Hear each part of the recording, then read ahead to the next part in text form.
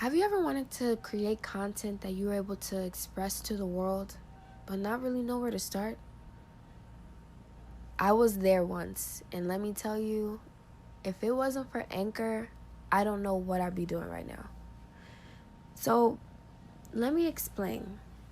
Anchor is a free podcasting app that allows you to record and edit your podcasts right from your phone or your computer.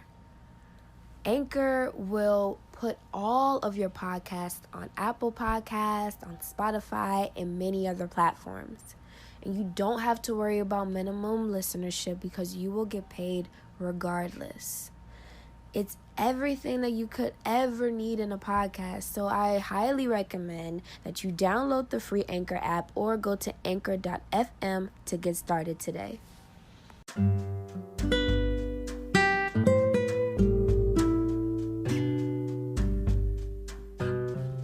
Hello everybody, and I want to thank you for coming back. Today we are going to be discussing an awesome topic. We're going to be talking about the characteristics of a qualitative educator. What type of characteristics makes up an educator who is full of quality, full of life, and just somebody that I would personally want to see at a center handling my children. So without further ado, I just wanted us to have a really quick recap of what we spoke about last time. So according to NACCE is the National Standard and Association for Education in Young Children. They're responsible for advocating for excellence within early childhood education. So I often will refer to their standards or their quota of how a teacher should be, because they strive for excellence within the ECE field. And as an educator, you're going to hear NACCE's name a lot, NACCE accredited school, NACCE this, because they basically just set the standard for what is appropriate and what we want to see in early childhood education. So according to NACCE, educators have to create significant curriculum. They need to be constantly trying to improve their professionalism, need to be using developmentally essential methods to connect children and families together. They also need to foster child comprehension and learning.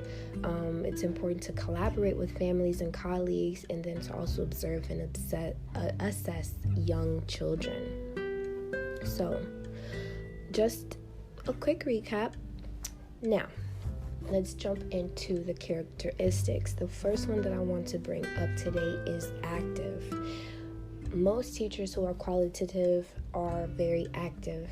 What is this? So, when we're discussing traits or characteristics, I'm speaking about, and this can be within a practitioner, this can be within a parent, a family member, anyone who is involved with children, interested in children, or who has to deal with children. This is something that I would love to see in you, something that I think will greatly benefit you because it will in turn greatly benefit the child.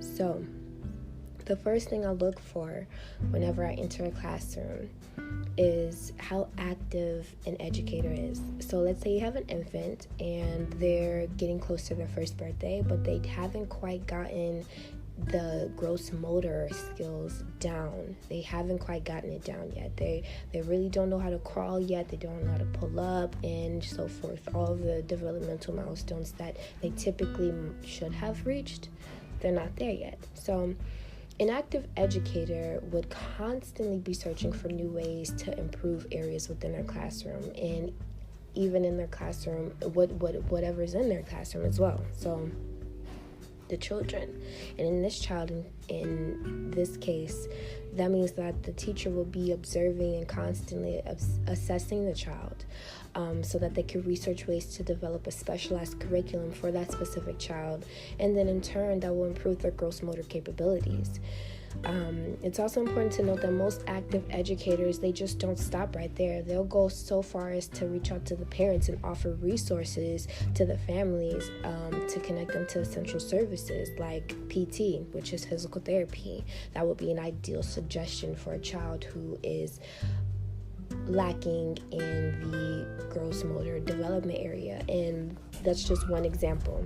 So it's just really important to be active, constantly looking for ways to elevate and improve your classroom, and then giving advice to families and formulating individualized lesson plans for children. That's just something that active educators do, and it's something that they don't consider a chore. It's something that they want to do because they know that it's going to help the children. So that's the first one. The second one is proactive. So I know we just talked about being active, but like I said, it doesn't stop there. Qualitative educators are also very proactive, meaning that they identify potential concerns that can arise within their classroom. They address it to the appropriate parties, be it management or parents, before issues can start to arise. And then moving forward, let me give you an example. So let's say the program director has added new snack varieties that the children can eat for snack.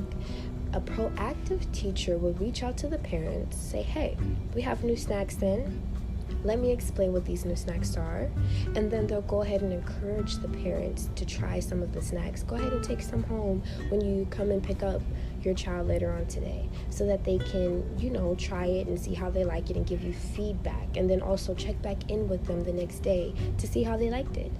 Now, that's to just avoid any misconceptions or miscommunication when it comes to children and how they will be having their snacks moving forward.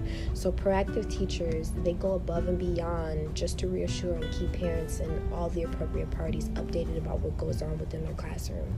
So it's just very important to just take the extra mile, go the extra step, and to just make sure everyone is covered. Now, the third characteristic or trait that I love to see is persistence. Qualitative practitioners are very persistent, meaning that they persevere through challenging obstacles that they encounter in the classroom or anywhere. For instance, a teacher might have an issue getting their children to learn how to grasp the outdoor walking routine expectations. So, for example, you may have some kids who don't really like holding on to the walking rope for the entire time. Some of them might like to pull away, or some of them like to let go and run off into, an undangerous. Some of them may like to go off and run into the street or something, or some of them may have issues crossing streets and alleys and understanding the importance of that. Whatever it may be, let's just say that the children, you're just having a pretty hard time getting them to follow the expectations when it comes to outdoor goals. So the main goal is for you to never give up on the principles that you are trying to instill in the children. Why? Because believing in the children means that you also believe in yourself and your capabilities to help nurture and grow their potential. That's why you need to stay persistent, because it's a very strong trait to have. It's a very strong trait to have, and that means that you're not going to give up. You're going to keep pursuing whatever goals that you have set in place for the children, because in the end, it'll be rewarding for you all. So the fourth characteristic that I like to see is a caring teacher. I love to see teachers who care. Those who genuinely care show it, and others automatically see it as well. Caring teachers have a deep concern for others. They have a mutual respect for young children as individuals. They don't look at children and think, oh, you're just a little somebody. You don't have thoughts and feelings and emotions. No. Caring teachers respect and understand that children are people. They're human just like us. They don't carry the same responsibilities that we do just yet, but they still feel and they still deserve to be respected, and caring teachers see that and they implement that. They also promote a positive and safe learning environment for children. A perfect example of this is if you're a teacher and you arrive to work. Truly caring teachers will make sure they go to each classroom and greet their colleagues and also greet the children. Now, if you're an infant teacher, you're going to see some of your children who have already left your classroom, that have already transitioned. They're in other classrooms. So when they see you come in the morning and you still give them that acknowledgement, like, hi, how are you? That lets them know that you still remember them, you still love and care about them, and you're still checking on them. And then you're also exchanging pleasantries with your colleagues, helping boost their day and their morale. So in all, it's just a great positive exchange of energy. So that's something